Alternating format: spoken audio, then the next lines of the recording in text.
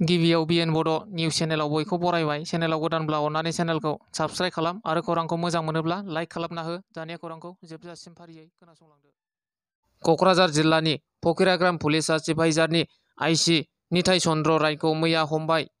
मख'नो गोनांदि सासे सिख्लाखौ हाबा खालामनो होननानै फेलें खालामनाय आरो सिख्लाजों देहायारि सोमोन्दो खालामनायनि दायाव पुलिसआनो पुलिसखौ हमदों। हमनायनि उनाव क'क्राझार जिल्ला पुलिस बिफाना 2 साननि थाखाय जिम्मायाव लाखियो। सनितपुर जिल्लायाव फिसाज्लानि हरखाब थैनायनि खौरांखौ मोननानै दिखार एबा दुखुजों बिमाया हरखाबै थैदों।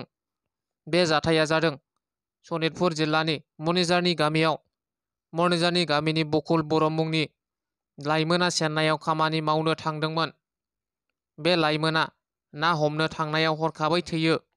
फारसेथिं न'आव थानाय सम्फा बर'आ फिसाज्ला बकुल बर'नि हरखाब जिउ गोमानाय खौरांखौ मोननानै दुखुआवनो बिमायाबो हरखाब थैना थाङो।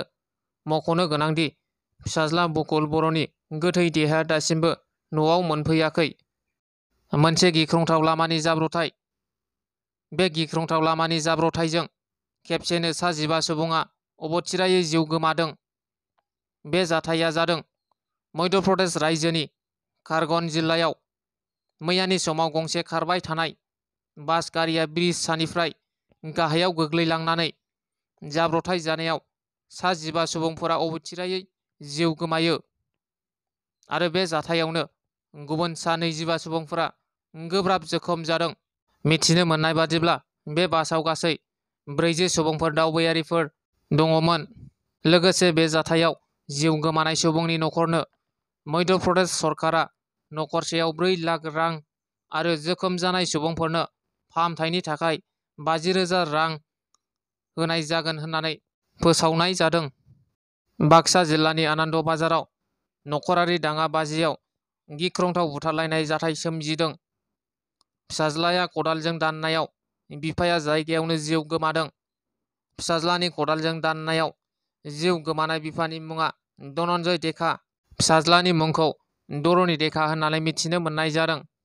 नखरनि दाङाबाजियाव जादों बे बुथारलायनाय जाथाया।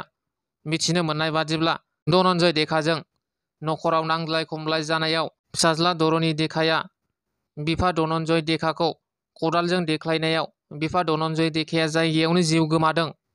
बे समाव फिसाज्लाखौ एरेस्ट खालामनानै जोबथेसालिसिम दैथायहरनाय जाबाय होननानै मिथिनो मोननाय जादों। दिनैनि खौराङा बेखिनियानो। गोजोन्थों।